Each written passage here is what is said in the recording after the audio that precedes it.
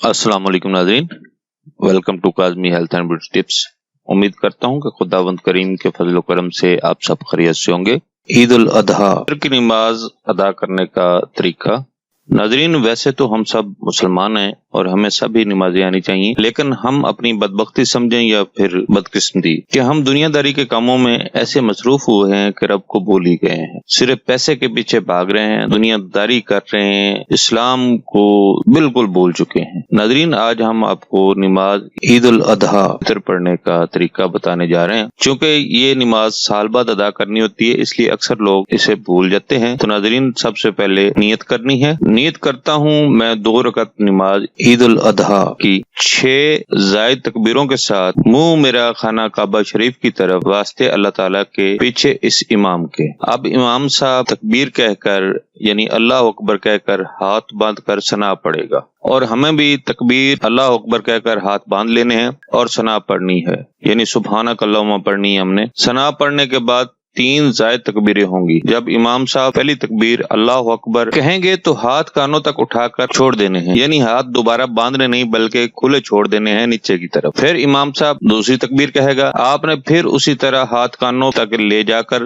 नीचे छोड़ देने हैं। फिर इमाम साहब तीसरी तकबीर कहेंगे तो फिर आपने हाथ कानों तक उठाकर बांध लेने हैं। जब तीसरी तकबीर होगी तो आपने हाथ छोड़ने नहीं, यानी हाथ खुले नहीं छोड़ने। इसके बाद इमाम साहब किरत करेंगे, यानी सूरत फातिहा अल्हम्दुलिल्लाहि रब्बिल आलमीन पढ़ने के बाद कोई और सूरत पढ़ेंगे और फिर रुकू में चले जाएंगे। रुकू के बाद सजदा होगा।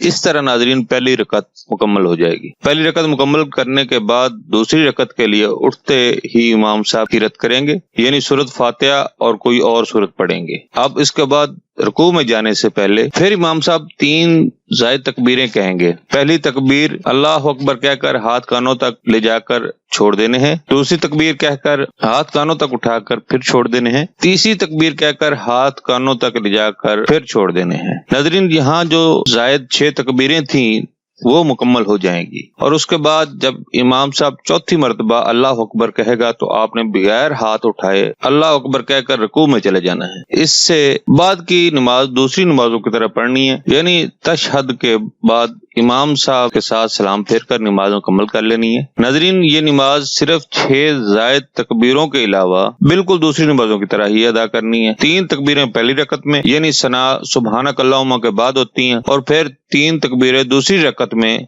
रुकू में जाने से पहले होती हैं। नमाज के बाद अल्लाह के हुजूर गिड़ा कर दुआ मांगे, ये दुआ मांगी हुई आपकी कभी रद्द नहीं होगी। नाज़रीन, आप दोस्तों से गुजारिश है कि नमाज ईद उल अजहा से पहले इस वीडियो को खूब शेयर करें ताकि लोग ये वीडियो देखकर नमाज कैसे अदा करनी है इसको ज़हन-नशीन कर लें। वरना काफी लोग जायद तकबीरों के दौरान सजदा में या फिर रुकू में चले जाते हैं और नमाज सही तरह से अदा नहीं हो पाती। अल्लाह हम सब की जायज हाइतें तमन्नाएं पूरी फरमाए और अल्लाह हमको नेक अमल करने की तौफीक अता फरमाए। आमीन सुम्मा आमीन। और नाज़रीन, अगर आपने हमारा चैनल अभी तक सब्सक्राइब नहीं किया तो बराए मेहरबानी मजीद अच्छी वीडियोस के लिए हमारा चैनल सब्सक्राइब करें।